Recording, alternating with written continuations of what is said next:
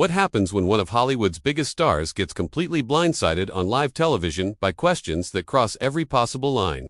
What happens when a host decides to throw professionalism out the window and goes for the jugular instead? Tonight, we're diving into the explosive confrontation that had Jennifer Lopez storming off Jimmy Kimmel's set, leaving millions of viewers stunned and the entertainment world buzzing. This isn't just another celebrity interview gone wrong. This is a masterclass in how quickly things can spiral when respect goes out the window. Before we get into this incredible story, make sure you hit that subscribe button and drop a comment below, because you're not going to believe what unfolds. Trust me, you'll want to stick around for every single word of this train wreck. The stage was set like any other Tuesday night taping of Jimmy Kimmel Live. The audience was buzzing with excitement, cameras were rolling, and Jennifer Lopez had just walked out to thunderous applause. She looked absolutely radiant in a stunning emerald green dress, her signature smile lighting up the studio as she waved to the crowd. Everything seemed perfectly normal as she settled into the guest chair, crossing her legs elegantly and adjusting her hair with that confident grace she's known for. Jimmy Kimmel, grinning widely, waited for the applause to die down before leaning forward with what appeared to be genuine enthusiasm. "Jennifer Lopez, everybody," he announced, gesturing toward his guest as the crowd continued their appreciation. "Thank you so much for being here tonight, J-Lo. You look absolutely incredible as always." Jennifer's smile was warm and genuine as she responded, "Thank you, Jimmy. It's great to be here. I've been looking forward to this." "Well, we've been looking forward to having you," Kimmel replied, shuffling through his note cards with practiced ease. "You know, there's so much to talk about tonight. Your new projects, your music, your business ventures. But first, I have to ask about something that's been all over the tabloids lately." The shift in Jennifer's expression was subtle but noticeable to anyone paying close attention. Her smile remained, but something behind her eyes changed, a slight tension creeping into her posture. "Oh, here we go," she said with a light laugh that didn't quite reach her eyes. "What are they saying now?"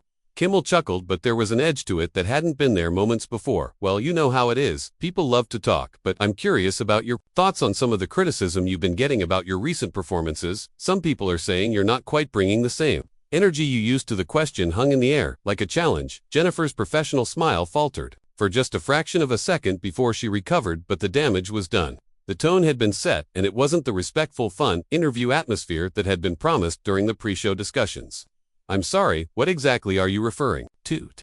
Jennifer asked, her voice maintaining its pleasant tone, but with a new undercurrent of steel.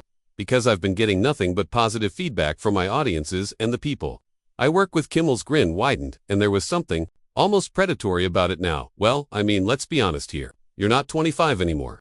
Some people are wondering if maybe it's time to, adjust expectations a little bit, maybe focus more on the business side of things rather than trying to keep up with artists half your age." The studio fell into an uncomfortable silence. Even the audience seemed to sense that something had shifted. Their earlier enthusiasm replaced by a tense quiet. Jennifer's hands, which had been resting casually on the armrest of her chair, now gripped it slightly tighter. "Excuse me," she said, her voice dropping to a dangerously quiet level. "Are you seriously sitting here questioning my ability to perform because of my age?" "Hey, I'm just asking the questions that are on everyone's mind," Kimmel said, holding up his hands in mock defense, but still grinning like he was enjoying himself.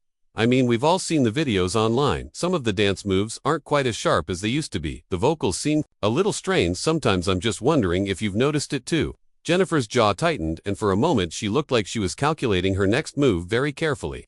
The professional in her was wearing with the human being who had just been insulted on national television. When she spoke again, her voice was controlled but icy. "Jimmy, I've been in this business for over 3 decades. I've sold millions of records, starred in countless films, and built multiple successful businesses. If you think I'm going to sit here and let you disrespect me on your show, you're mistaken." But Kimmel wasn't backing down. If anything, he seemed emboldened by her response. "Look, I respect everything you've accomplished. I really do, but come on. We're all adults here. Can't we have an honest conversation about the reality of aging in Hollywood? I mean, it happens to everyone eventually."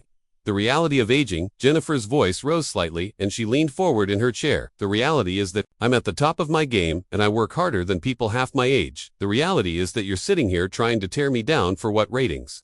Entertainment?" The audience was completely silent now, sensing they were witnessing something unprecedented. This wasn't the lighthearted celebrity banter they had expected. This was turning into something much more serious, much more personal. Kimmel's response would prove to be the moment everything truly went off the rails. Instead of recognizing he had pushed too far, instead of offering an apology or steering the conversation in a different direction, he doubled down with a comment that would make headlines around the world. "I'm just saying maybe it's time to be realistic about where you are in your career," he said, his tone becoming more condescending with each word. "I mean, how long can you keep pretending you're still the Jenny From the block, at some point, don't you think it becomes a little desperate? The word desperate hit Jennifer. Like a physical blow, her eyes flashed with a fury that had been building since the interview began. And in that moment, everyone in the studio knew they were about to witness something explosive. The carefully constructed facade of celebrity politeness was about to crumble completely, and Jimmy Kimmel had no idea what he had just unleashed. Section 2, the silence that followed was deafening. Jennifer Lopez sat perfectly still for what felt like an eternity, her eyes locked on Jimmy Kimmel with an intensity that could have melted steel. When she finally spoke, her voice was so quiet that the studio microphones had to strain to pick it up. But every word carried the weight of decades of experience dealing with people who underestimated her. Did you just call me desperate? She asked, each word measured and deliberate. Did you actually just sit there and call me desperate on national television? Kimmel's grin faltered for the first time since the interview began. But his arrogance kept him from recognizing the danger he was in. I mean, if the shoe fits, he said with a shrug that was meant to look casual, but came across as dismissive. Look, I'm not trying to be mean here, I'm just being honest. Isn't that what good television is about? Honest conversations. Jennifer's laugh was sharp and humorless. Honest conversations, is that what you call this? You ambush me with disrespectful questions, make comments about my age, like I'm some washed up has-been, and then you call me desperate when I defend myself. That's your idea of honest television? Hey, I didn't write the headlines, Kimmel said, gesturing vaguely toward his desk where his note cards lay scattered. I'm just asking about what people are already talking about.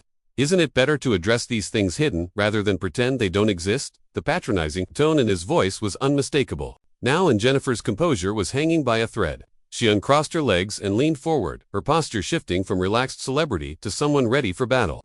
What people are talking about, she repeated, her voice rising with each word. You mean what tabloid writers are making up to sell magazines and get clicks? You mean the garbage that bitter people spread online because they can't stand to see a woman succeed for 30 years straight? That's what you want to have an honest conversation about? Kimmel held up his hands again, but this time his gesture looked less confident and more like someone trying to calm down an angry animal. Okay, let's take it down a notch here. I didn't realize this was such a sensitive topic for you. Sensitive? Jennifer's voice cracked like a whip. You think this is about being sensitive? This is about respect, Jimmy. This is about basic human decency, something you clearly don't understand. The audience was shifting uncomfortably in their seats. Now this wasn't the entertainment they had signed up for. Some people were looking around nervously as if they expected security to step in at any moment. Others were pulling out their phones, recognizing that they were witnessing something that would be talked about for years to come. But Kimmel, whether out of stubbornness or a complete lack of awareness, decided to push even further. Look, I get that this is hard to hear, but sometimes the truth hurts. You're Jennifer Lopez. You're a legend. But even legends have to face reality. Eventually, Madonna went through this. Cher went through this. It's just part of the business. Don't you dare compare me to other women, as if we're all the same. Jennifer snapped her professional mask finally, slipping completely. Don't you dare sit there and act like you're doing me some kind of favor by insulting me to my face. And don't you dare pretend this is about truth when it's really about your own pathetic need to tear down successful women. Kimmel's face flushed red, and for the first time since the disaster began, he looked genuinely angry, rather than smugly amused. Now hold on just a minute. I've had plenty of successful women on this show, and I've never had any problems with them. Maybe the problem isn't me, maybe the problem is that you can't handle a little criticism. The words hung in the air like a lit fuse, and everyone in the studio seemed to hold their breath, waiting for the explosion. Jennifer stared at him for a long moment, and when she spoke again, her voice was deadly calm. A little criticism, she repeated slowly. Is that what you think this is? You bring me on your show under the pretense of a normal interview, then spend the entire time questioning my talent, my relevance, my age, and my career choices. You call me desperate, you suggest I should retire, and you compare me to other women as if we're all interchangeable parts in your little entertainment machine. And you call that a little criticism? I'm just doing my job, Kimmel said defensively, but his voice had lost much of its earlier confidence. Sometimes that means asking tough questions. If you can't handle that, maybe you shouldn't be doing interviews. The audacity of his statement seemed to shock even him as soon as the words left his mouth, but it was too late to take them back. Jennifer's eyes widened in disbelief, and for a moment, she looked like she couldn't quite process what she had just heard. If I can't handle it, she said, her voice barely above a whisper, but somehow more frightening than if she had been shouting. If I can't handle it, Jimmy, I've been handling people like you my entire career. I've been dealing with men who think they can diminish me, dismiss me, and disrespect me since I was a teenager trying to make it in this business. The difference is, most of them were smart enough to do it behind my back instead of to my face on national television.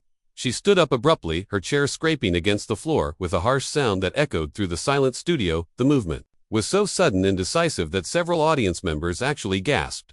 Kimmel looked up at her from his desk, and for the first time since the interview began, There was something like fear in his eyes. You know what the real problem is here, Jimmy, Jennifer continued, towering over him now with all the presence and power that had made her a star for 3 decades. The real problem is that you're a small, insecure man who gets his kicks from trying to make powerful women feel small. You hide behind your desk and your jokes and your fake smile. But underneath it all, you're just another bully who can't stand the fact that I've accomplished more in my career than you ever will in yours. Kimmel's mouth opened and closed like a fish gasping for air, but no words came out. The tables had turned completely. The man who had been so confident and controlling just minutes earlier now looked like a child who had been caught doing something wrong. And the worst part, Jennifer continued, her voice growing stronger with each word, is that you actually think you're clever. You think you're being edgy and provocative when really you're just being cruel and small-minded. You think tearing me down will somehow build you up, but all you've done is show everyone exactly who you really are. The studio was so quiet that the hum of the cameras seemed loud in comparison. Jennifer looked around at the audience, many of whom were staring at her with a mixture of shock and admiration. Then she turned back to Kimmel, who was still sitting behind his desk, looking like he wished he could disappear. I've been in this business long enough to know when someone is trying to make a name for themselves at my expense, she said, her voice cutting through the silence like a blade. But what you don't seem to understand is that I didn't get where I am by letting men like you walk all over me. I got here by standing up for myself, by demanding respect, and by never ever letting anyone make me feel less than what I am. She paused, letting her words sink in, and when she spoke again, her voice was filled with a quiet fury that was somehow more devastating than any scream could have been. So here's what's going to happen, Jimmy. I'm going to walk off this stage with my dignity intact, and you're going to sit there and think about what kind of person you want to be, because right now you're showing the world that you're exactly the kind of man that women like me have been fighting against our entire lives. Kimmel finally found his voice, but it came out as a weak, stammering attempt to regain control of a situation that had spiraled completely beyond his grasp. Now, let's just calm down here. This is still my show, and I think you're overreacting to what was just supposed to be a normal interview conversation. The word overreacting was like throwing gasoline on a fire. Jennifer's head snapped toward him with such force that several people in the front row actually leaned back in their seats. Her eyes blazed with a fury that had been building for the entire disastrous interview. And when she spoke, her voice carried the full weight of every insult, every slight, and every moment of disrespect she had endured. Overreacting, she said, and the way she pronounced each syllable made it sound like a curse word. Jimmy, you have spent the last 15 minutes systematically trying to tear me down on national television, questioning everything from my talent to my age to my relevance, and you think I'm overreacting. You think calling a woman desperate and washed up is just normal interview conversation. Kimmel shifted uncomfortably in his chair, finally seeming to grasp that he had crossed a line he couldn't uncross. I never said you were washed up. I was just asking questions that the audience might be wondering about. It's what talk show hosts do. No, Jimmy, Jennifer said, her voice rising to a level that commanded attention from every person in that studio. What talk show hosts do is treat their guests with respect. What talk show hosts do is create an environment where people feel comfortable sharing their stories and promoting their work. What you do is ambush women and try to humiliate them for your own entertainment. She took a step closer to his desk, and Kimmel actually pushed his chair back slightly as if he was afraid she might reach across and grab him. The power dynamic had shifted so completely that the man who had been so confident and controlling just minutes before now looked like he was shrinking into his chair. You want to know what's really desperate, Jimmy? Jennifer continued, her voice growing more powerful with each word. What's desperate is a middle-aged man who gets his kicks from trying to make successful women feel small. What's desperate is hiding behind your desk and your writers and your fake audience laughter while you tear down people who have accomplished more than you ever will. The audience was completely silent now, hanging on every word. Some people had their phones out recording what they instinctively knew was going to be a historic moment in television. Others were simply staring in amazement at watching one of the world's biggest stars completely dismantle a talk show host on his own show. Kimmel made one last desperate attempt to regain control. Look, I think we're getting a little carried away here. Why don't we just take a breath and maybe talk about your new projects?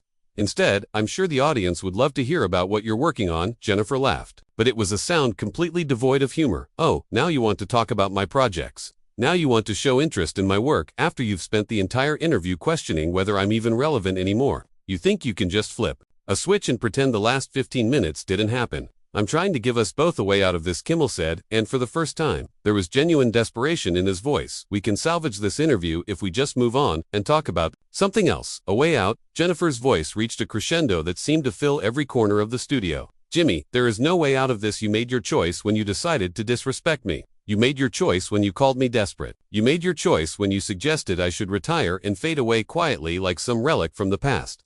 She paused, looking around the studio at the cameras, the crew, and the audience, all of whom were watching her with rapt attention. When she spoke again, her voice was clear and strong and filled with the kind of authority that comes from 30 years of fighting for respect in an industry that doesn't give it easily. But here's what you didn't count on, Jimmy. You didn't count on the fact that I'm not going to sit here and take it. You didn't count on the fact that I'm going to stand up for myself and show everyone watching exactly what happens when you try to tear down a woman who has spent her entire career refusing to be torn down. Kimmel opened his mouth to respond, but Jennifer held up her hand, and the gesture was so commanding that he actually fell silent. Mid-breath, "I'm not finished," she said, her voice cutting through the air like a sword. "You see, Jimmy, the problem with men like you is that you think you can say whatever you want to women and we'll just smile and take it. Because we're supposed to be grateful for the opportunity to be on your little show. You think you can question our talent, our age, our relevance, our choices, and we'll just sit there and nod along like good little guests." She shook her head, and there was something almost pitying in her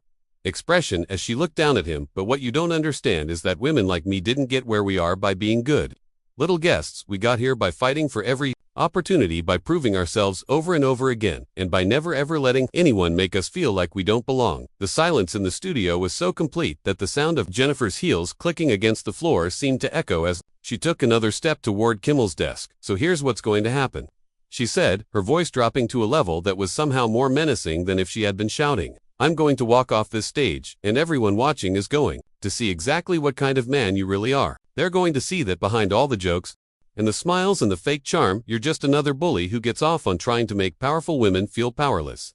Kimmel made one final pathetic attempt to save face. "Jennifer, please, let's just finish the interview. We can edit out anything you don't like. This doesn't have to air." The way it happened, the suggestions seemed to offend her more than anything else he had said all night. Her eyes flashed with renewed fury, and when she spoke, her voice was filled with a disgust that was palpable. "Edit it out," she repeated incredulously. "You think I want to hide what happened here tonight? You think? I'm ashamed of standing up for myself, Jimmy. This is exactly what I want people to see. I want them to see what happens when you disrespect Jennifer Lopez. I want them to see that I don't back down from bullies, even when they have their own television shows." She turned toward the audience, addressing them directly for the first time since the disaster began. "Ladies and gentlemen, this is what it looks like when a man tries to diminish a woman and fails. This is what it looks like when someone underestimates exactly who they're dealing with." Then she turned back to Kimmel, and her final words to him were delivered with a calm, cold fury that seemed to freeze the air in the studio. "And Jimmy, since you seem so concerned about honesty and having real conversations, let me be completely honest with you. You are a pathetic excuse for a host, an even worse excuse for a man, and if you think I'm going to sit here one more second and listen to your garbage, you're out of your damn mind." She paused, letting the words sink in, and then delivered the line that would be replayed millions of times across social media and news outlets around the world. "So you know what, Jimmy, The words rang out across the silent studio like a gunshot. For a moment, nobody moved, nobody breathed, nobody made a sound. Then Jennifer Lopez turned on her heel and walked toward the exit with all the grace and dignity of the superstar she had always been and always would be. Her heels clicked against the floor in a steady rhythm as she made her way across the stage, past the stunned audience, past the shocked crew members, past the cameras that were still rolling and capturing every second of her triumphant exit. She didn't look back. She didn't hesitate. She didn't give Jimmy Kimmel or anyone else in that studio another moment of her time or attention. And as the studio doors closed behind her, leaving Jimmy Kimmel sitting alone at his desk in front of a silent audience and a crew that didn't know what to do next, one thing was crystal clear. Jennifer Lopez had just delivered the most devastating takedown in talk show history, and Jimmy Kimmel would never recover from it. So what do you think? Was Jennifer Lopez right to walk off the show, or did Jimmy Kimmel have a point about asking tough questions? Drop your thoughts in the comments below. Hit that subscribe button if you want more explosive celebrity stories like this one, and let me know what other Hollywood confrontations you'd like to hear about next. Trust me, this industry is full of moments like these, and I'm just getting started.